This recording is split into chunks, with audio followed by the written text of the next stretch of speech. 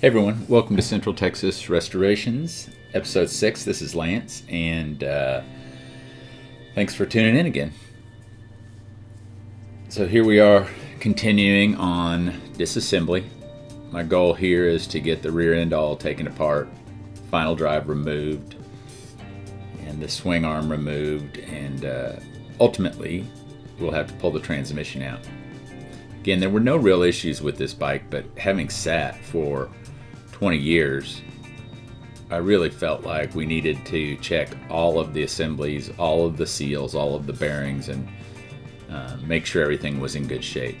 Surprisingly, as I've taken it apart, the few seals I've gotten to have been in pretty good shape, and everything's been in good shape. But we'll get into the back and see what we find. Just getting the rear fender off here. That's a series of just 6mm bolts and rubber washers. They're all in there. Actually, those washers are kind of hard, so I had to pound the bolts through, but in general, everything comes off nicely.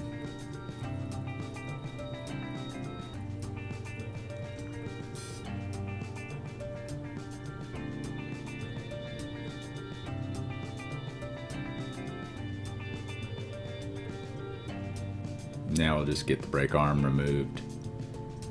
One of my pet peeves is you have to spread the little arm apart, but you can pound a screwdriver in there or tap a screwdriver in there, but you got to make sure you use a screwdriver that doesn't have serrated edges and messes up that gap. So I used a smooth one and it doesn't affect anything. Another amazing thing is the axle came right out, was in really good shape. And I'm benefiting here from my adjustable center lift that I talked about. That's actually in the description that I bought off Amazon.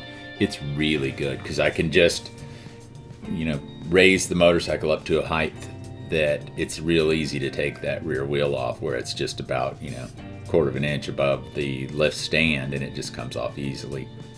Just pulling off the shocks. Notice I have a big block of wood under the final drive because that whole assembly is pretty heavy, and once you take off the shocks, it drops down onto that wooden block.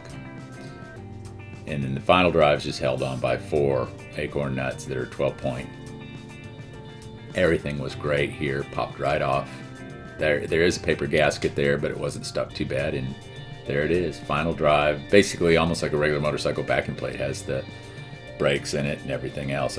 So far everything looked good. Take the swing arm off, you need a 27mm socket. That's a special socket. Notice how I've turned it down a little bit so that it'll fit inside the recess of the swing arm, and this is just to take off the lock nut that holds the pins. The way they put these swing arms on BMWs is really nice. You just have 2 pins on each side instead of more traditionally where you'd have a through bolt. But those just thread in, hold the swing arm. It's super easy to get it off, super easy to adjust it, adjust the preload on the bearings.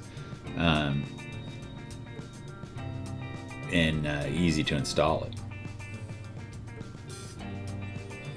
So just checking things out. The grease in there was really nice. It wasn't old. It was actually a good looking blue kind of wheel bearing grease on those bearings. They were perfect. No corrosion. There were no lines in the races. Nothing. The swing arm drive shaft bellows here, it was cracked. So I have a new one, but not a big deal. Just take it off, clean everything up. But in general, the swing arm bearings, the drive shaft, everything was in great shape. The oil, or it's gear oil that's inside that hollow side of the swing arm, it was really clean, in good shape. So there was, things that you would worry about water getting in or anything like that. Luckily, this bike had always been stored indoors, so I think in the earlier video you could see when I drained the final drive fluid and out of the swing arm, also the drive shaft fluid, it was really clean. So all I needed to do was just give it a quick sponge bath in WD-40, and that cleaned it up really nicely. And once you towel it off and get it all wiped down, the WD-40 dries, and it's not really a slick feeling or anything. It looks nice. So basically make the bike look brand new, sort of one part at a time, just with towels and WD. And another round of parts in the ultrasonic cleaner. I wish I had a better camera angle. They really come in out looking brand new, which just makes it so much nicer to work on. But this is just a collection of all the nuts and bolts and axle and things that you just saw me taking off.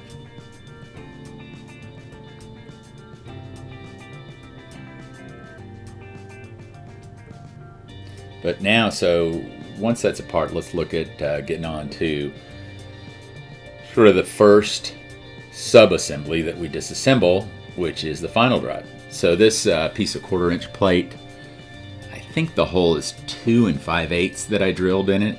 Just used a hole saw. It was really easy, and used the swing arm to match those holes. And you've got a great way to put it in the vise and hold on to everything.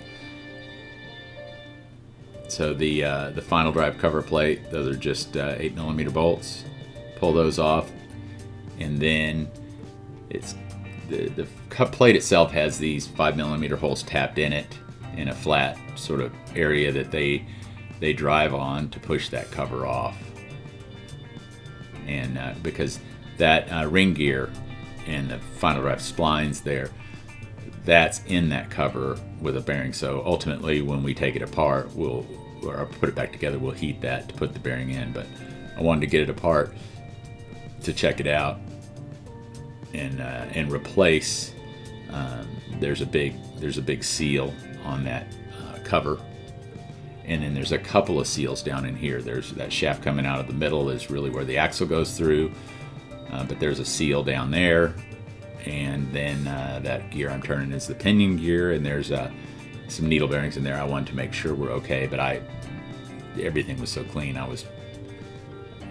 would be amazed if there was any problem with it, because it was nice. But there is a seal on the other side of that you have to take everything apart to replace. So it's just a function of taking everything out, and then I can put it down in the cleaner and get everything really nice and clean.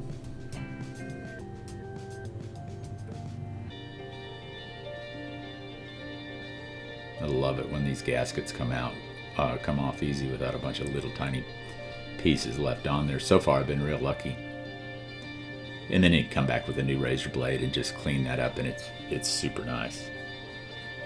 So now we'll just turn it around in the mount, or in the little holder, and take off the drive gear. So this is a special tool that I made. I got an old drive shaft, cut the splined part off of it, made a flat plate, welded it on, and that is what you need to hold the pinion gear,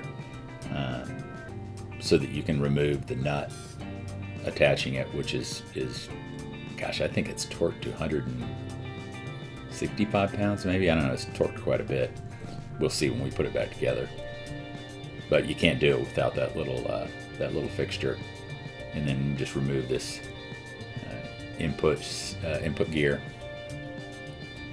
And you can't see it, but there's a little O-ring on those splines underneath. It came off earlier underneath that bolt.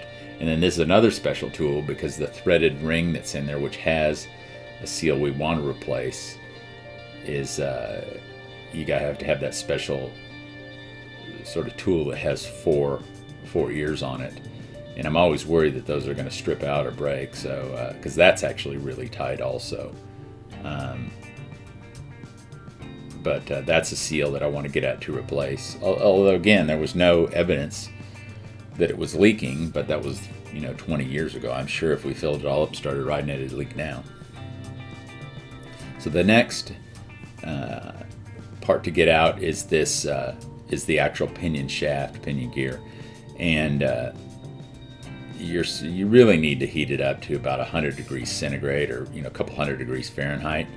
And basically that final drive housing is aluminum. It's just a big heat sink. It takes forever. You can see here I got it to 104 Fahrenheit. So we just edited out that it took me forever to heat it up, but finally got it hot enough where that pops out.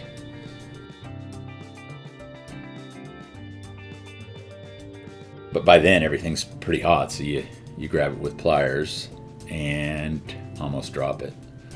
Luckily, I caught it, and onto the bench it goes. But that's it for Disassembly. Thanks for watching episode 6. Stay tuned, subscribe. Episode 7 is on the way.